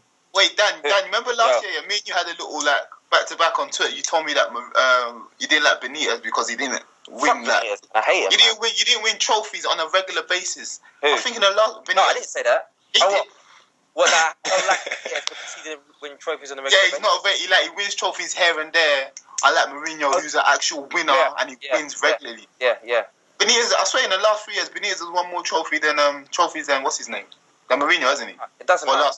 It doesn't matter now, is it? No. That is true. It's true. I prefer a manager that is more likely to win more trophies over what's name. But if you're trying to say that Rafa Benitez is a manager that is better at Mourinho than winning trophies, then you're sick in the head. Why? You're sick in the head. Why am I sick in the head? Why am I sick?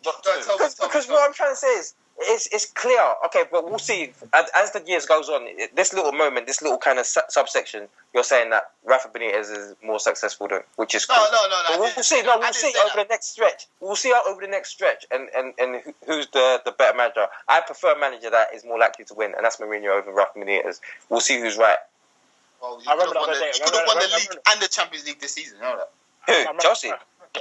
Yeah, we could have. Well, you didn't. Exactly. I know we didn't. Exactly. Who you blaming for that? Go on. Listen, It's Mourinho's There's no striker. He hasn't got a striker. He hasn't got his 50. No. Mourinho, to see, I'm not an Arsenal fan. I'm deluded. Mourinho takes blame. At the beginning of the season, we needed a striker, and obviously Mourinho put all of these eggs in the Rooney basket. But even just the fact that he only plays one striker up front, that is a problem to me. I prefer him to play 2 strikers up front. You look at the teams that have scored the most in Premier League. Both Liverpool play Sturridge and Suarez. Man City, they play Aguero and Negredo or another striker. Whereas Mourinho wants this thing with this 4-2-3-1 and this number 10 in system. It doesn't work, and that's why I can criticise Mourinho and I can say he'll be a failure if he continues to lose. He'll be a failure. I'm not gonna hide it. I'm not one of them people. Like, you can go and defend Wenger and all that type of stuff. I'll take a critical eye. If Mourinho's not doing things right, I'll say it. I've got no problem with not saying that. Okay, so why didn't you buy a striker? Since you knew you couldn't get Rooney. If we're going to get Rooney. Well, no, they got Eto'o. He got Eto'o as because obviously just a 1 year deal. But my thing is, I don't like the one striker in it anyway. I hope next season he changes anything. No, he's not going to change because that's the way he's played. No.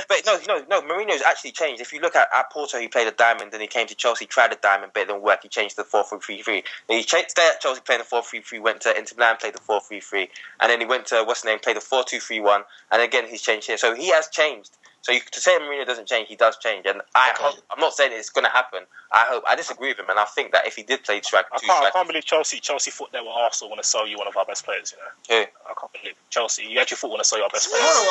That was mad. I swear Rooney wanted to go there. Sold you Van Persie. I know, yeah. They thought we were Arsenal, innit? Yeah, we took you for an Arsenal, but obviously you don't have a Wenger in charge of you. Yeah, so that's cool. No, nice one, guys. Anyway, guys, let's leave it there because you guys are boring me with your crap. Wait, 1 second. I've got a listener's question. Apparently, everyone wants to know: do you think Arsenal are going to win the league or next season, or you want to qualify for 4th again? No, we've definitely got a chance to win the league next season. I really expect us to be up there. Yeah, expect. So you expect you to. So if you're not up there, that's a Wenger failure, right? That is a Wenger failure. Definitely. Yeah. I definitely. And Wenger needs to go. Wenger needs to go. If, what's different this time? What? No more stadium. Because he's got the money. He's got the money to do. He's got the money to do what he wants. Okay. So next season. So when you guys get touched in Champions League, I don't want to hear, we're building a stadium, because I'm not trying to hear that. You asked me. Wait, you just asked me. What was the question? Please, someone, please ask the question again. I'm just saying. No. Someone asked the question again, and please, and just someone. I'll say what I said. My question was like going into next year, because you say that you don't expect Arsenal to win the league, or what are your expectations for Arsenal, and how if Wenger? So what are your expectations for Arsenal is the first bit, and if Wenger doesn't meet those expectations, then has he failed? Yeah, I expect us to be up there and win the league. What does up there mean? Win the league. What does up there mean? At least as in competing in the trophy, so in April and May. I expect us to be in a position where Chelsea and Liverpool and Man City are now. Okay, towards the end of the season. Towards the end of the season. Yeah, and if not, he's failed, yeah? That is bare minimum. If he hasn't, he's failed. Okay. What about Europe? What about Europe, yeah, it's too difficult. It's not too difficult. Europe, I expect us to put a good run together, but I just don't see how anyone could sit at the start of the season. I don't see anyone could sit at the start of the season and say what you reasonably expect out of Europe. Why not? I think there's too many variables in Europe. Like what? Like opposition, like who your group's going to be against. No one expected us to get out of the group last year in the Champions League. I don't know why. So that could be regarded as a success by itself. So getting past Napoli, who's that? Whoa, yeah, that's a bit much. Champions League, like, come on, man. Listen, I expected to get through. So do I. But I'm saying people didn't expect us to get through. And who do you think that's because of? Anyway, we'll see Liverpool finish fourth in their Champions League group this year. But we probably won't do anything in the Champions League, and we have it in there. Yeah, and you ain't going to do anything in the league next year either. You're going to be 7th again. Bro, stop lying, Luke. Bro, there's a lot of saltiness in that, you know. Ellis, don't get caught slipping in Europe next year. I hope I see you, man. I hope I see you, man, in Europe, innit? I don't mind. Listen, Gerard said. Hey, what are you going to be doing on Tuesday and Wednesday nights? Should I move the pod to a Tuesday and Wednesday night to keep you entertained? Listen, just for Ayo, just for Ayo. You can run as much banter as you want.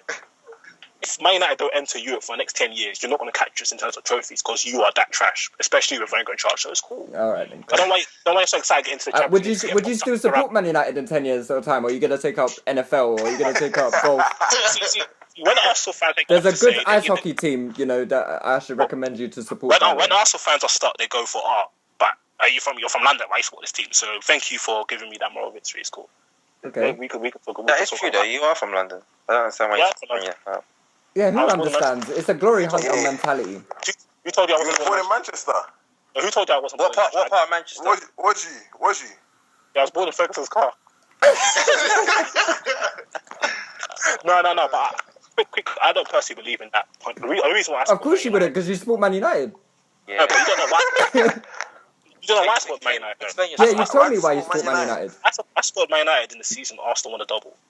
So wouldn't common sense tell me to support Arsenal? No, but it still doesn't make sense why you support a team from Manchester if you're the London. Listen, when I started, I was like, I think that's morely for like the British people. Like, if your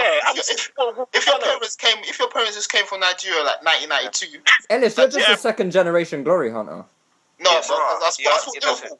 That's what Liverpool. My dad came in. He said, that's what I'm saying. That's what I'm saying. But your dad wouldn't have supported Liverpool if they weren't so successful in the 80s. Yeah. No, he came to this country. He said he liked Tottenham. He said he just liked John Barnes because when they showed football in Nigeria, he saw John Barnes. He saw a black guy playing football. Yeah. So you saw me. So yeah. Second generation glory hunter. Don't listen to Ellis, but that's not. They love saying that glory hunter. Oh yeah, glory hunter. Glory, man. It's glory. Yeah. That's right. Okay, that's. I just don't understand. It is. As a Londoner, support Van Persie. It's cool. No, but all I'm saying is, as a Londoner, I support David Moyes. David Moyes is gone. You can't use that over them. He's gone now. Yeah, I don't mind, but he still ruined Man United. Shout out to your man Howe, though. He better do well. Yeah, he better do. Oh my God, he better do. After these guys have been calling for him as well. Oh. Yeah, but the thing is, I remember at one point somebody asked me, "Who do you rather have, Van Gaal or Wenger?" And I was like, "Please don't let me see Van Gaal." Yeah. some stupid idiot. And so when Arsenal fans like, oh, how could you say Van Gaal's better than Wenger? Like it's impossible. I'd take Van Gaal. I take most people over Wenger. I just don't believe in Wenger, man. I'll take Bobby Valentino over Arsene Wenger. Bobby Valentino. Yeah. It's true, you know. You guys I heard that he promotes you. you guys exaggerate, man. Now, I think Van Gaal's gonna like take time to settle. Don't be surprised. Yeah, he will. 100%. He will. Cause he's gonna change the philosophy. It's gonna take us. It's gonna take a lot of time. It's gonna take a while to get used to it. As long as I can see. As long as you keep Van Persie happy, innit? No. You could try send shots, but it's alright because we still got Van Persie. You don't let it go. Let it go, B. He left and he won the league. Yeah, it's fine. We've replaced it. We got Ozil now. It's cool. Ozil's better. Yeah, than we got Mesut Ozil. Yeah, it's cool. You got Ozil. It's alright. Yeah, we got Best number Ozil. 10 in the world. Absolutely destroying the league. Best player by miles. Like you're cool now, isn't it? All You're right. cool now. He's my favourite player. Yeah, same. He's one of my favourite. That's why actually. Anyway, guys, this is just like dragging. So let's end it here. Let's end it here because I need to eat as well, man. Yeah. Anyway. Right then, lads. Yeah, thanks for tuning in, guys. Cheers. I follow me. Peace, yeah. Ellis __. Don't know.